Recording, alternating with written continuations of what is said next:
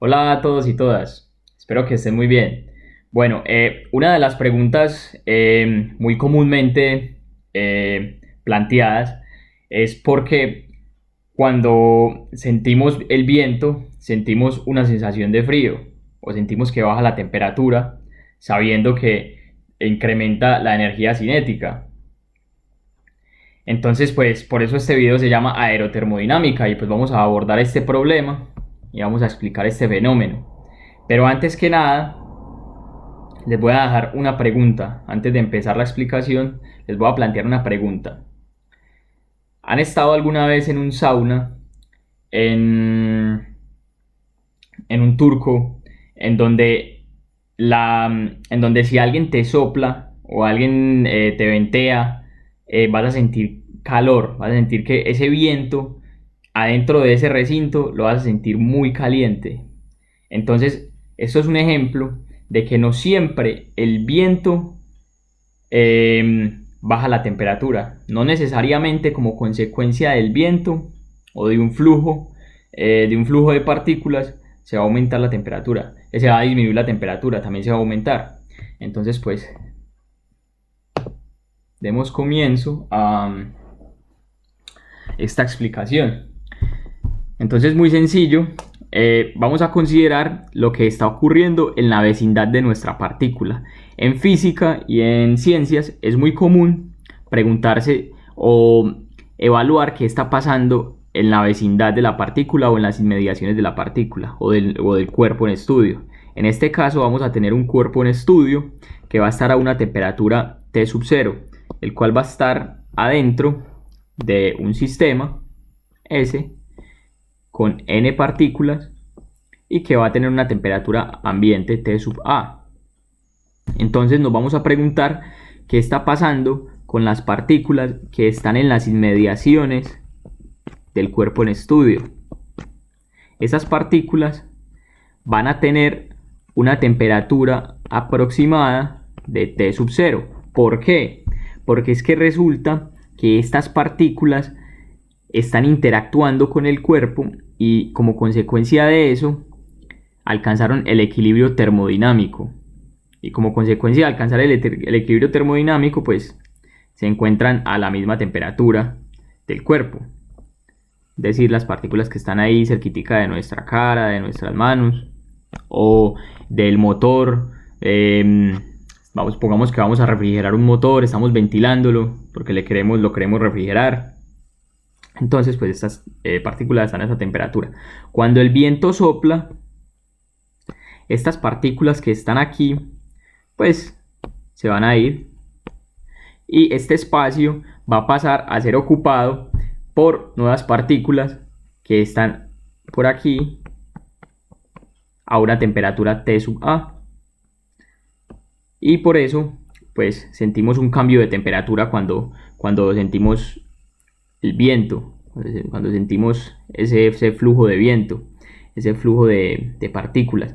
Ahora, pues obviamente todas las partículas que están por aquí, que están a lo largo de nuestro sistema, pues van a tener una temperatura ambiente T sub A. Ahora,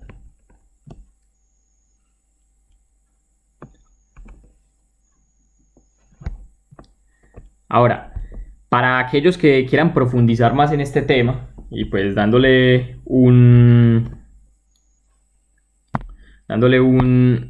punto de vista más investigativo al asunto, pues vamos a mirar qué pasa en la práctica.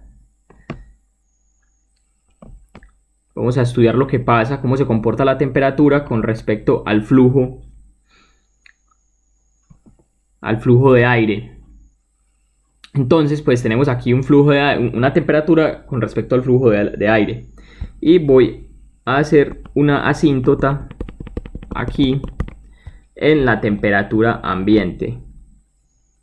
Y pues vamos a suponer que tenemos una temperatura del cuerpo T sub 0.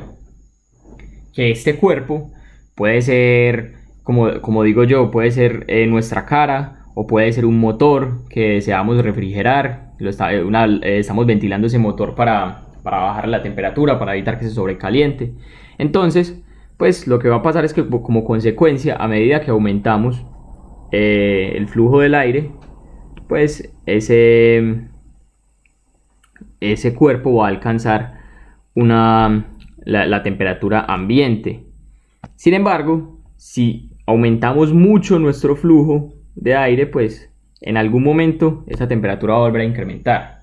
Es decir, va a volver a incrementar por aquí. Ahora, dado el caso de que tenemos una temperatura inicial que es más baja que la temperatura ambiente, como por ejemplo el caso del turco, pues a medida que aumentamos el flujo, pues eso va a tender, la temperatura va a tender a la temperatura ambiente. Y también pues si soplamos demasiado, si el flujo es tan grande que altera la energía cinética total del sistema, pues va a subir como consecuencia de esto la temperatura. Entonces, de este gráfico hay dos cosas muy importantes que hay que tener en cuenta. Primero que estamos viendo que como consecuencia del flujo de aire siempre se tiende a la temperatura ambiente, y esto es muy normal y muy acorde con las leyes de la termodinámica, con la ley cero de la termodinámica, de que siempre se tiende a un equilibrio y siempre se tiende a este equilibrio, a la temperatura ambiente, como podemos observar. Ahora, lo segundo que es muy importante en este gráfico es este flujo en particular que está aquí. Observemos que hay un flujo mediante el cual se alcanza esta temperatura ambiente. Entonces, es de gran importancia encontrar en el laboratorio experimentalmente y teóricamente este flujo óptimo para diferentes materiales y diferentes lubricantes y diferentes fluidos. En el caso de la refrigeración de un motor, de la ventilación, ¿qué pasa? ¿Por qué es importante saber esto? ¿Por qué? Porque no queremos sobreventilar el motor y desperdiciar, por ende, desperdiciar energía, porque si estamos sobreventilando el motor, vamos a tener una pérdida de energía.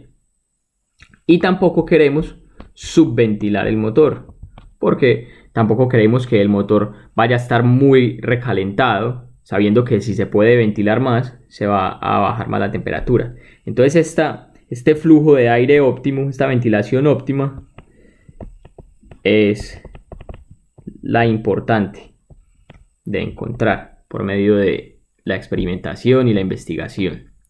Ahora, para aquellos que estén más interesados en este tema, simplemente les voy a dejar aquí una pequeña explicación más. Tenemos aquí que este flujo de aire pues simplemente va a ser igual a la suma de todos los componentes de nuestro campo vectorial de aire en un área definida. Este campo vectorial de aire o de viento pues va a tener unas unidades de metros sobre segundo. Va a indicar la velocidad y la dirección. La velocidad y la dirección del aire en cada punto de nuestro sistema. De este sistema, de nuestro sistema S. Ahora, este flujo lo podemos expresar como una función de la energía cinética del sistema. Y si esto lo igualamos a la expresión anterior, pues vamos a poder encontrar parámetros, vamos a poder